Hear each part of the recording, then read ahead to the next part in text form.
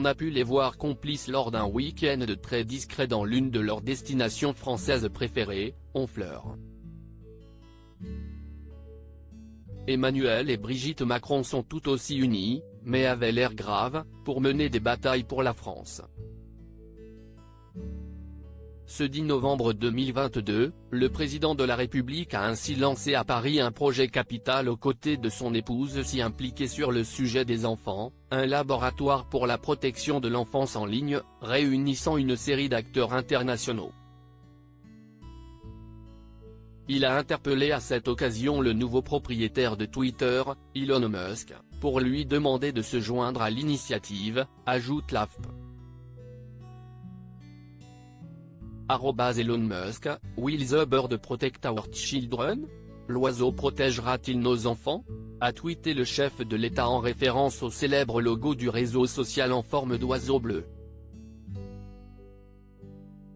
À tous les volontaires, rejoignez-nous, a-t-il également suggéré sur Twitter à l'issue du coup d'envoi de l'initiative. Ce laboratoire, qui réunit plateformes, ONG et régulateurs, doit répondre à l'exposition croissante des mineurs à la pornographie, au harcèlement et à la violence en ligne. Il a été initié lors d'une réunion à l'Élysée avec des organisations non gouvernementales et des représentants des grandes plateformes numériques et moteurs de recherche, Meta, Microsoft, Google, TikTok. À l'occasion du Forum de Paris sur la paix. Les présidents argentins Alberto Fernandez et estonien Alar Kari ont participé également au lancement de cette initiative. L'espace numérique ne peut pas être un lieu de non-droit. Si est le combat qu'on a mené contre le terrorisme, qu'on mène contre les discours de haine en ligne. Si est ce qu'on doit poursuivre au niveau de la protection de nos enfants, a déclaré Emmanuel Macron au début de la table ronde.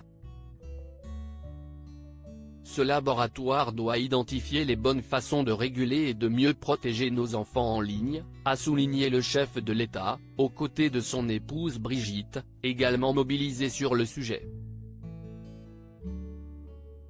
Protéger nos enfants en ligne implique de mieux vérifier l'âge des utilisateurs, de mieux détecter et stopper les prédateurs sexuels, de mieux détecter et répondre au harcèlement, d'être plus efficace pour retirer les contenus, a-t-il détaillé sur Twitter.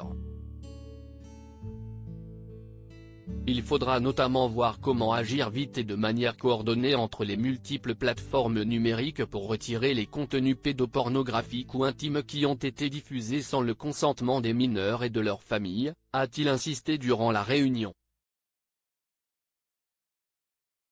Lutter contre l'extrémisme violent en ligne. Cette initiative se veut calquée sur l'appel de Christchurch contre l'extrémisme violent en ligne, lancé par la Nouvelle-Zélande et la France après la tuerie de 2019 qui avait fait 51 morts dans 2 mosquées de cette localité néo-zélandaise, rappelle l'AFP. Les images prises par l'auteur de la tuerie étaient alors restées accessibles en ligne pendant plusieurs heures. L'appel a contribué à réformer le Forum mondial d'Internet contre le terrorisme, GIFC, afin d'accélérer le retrait des images en cas de crise.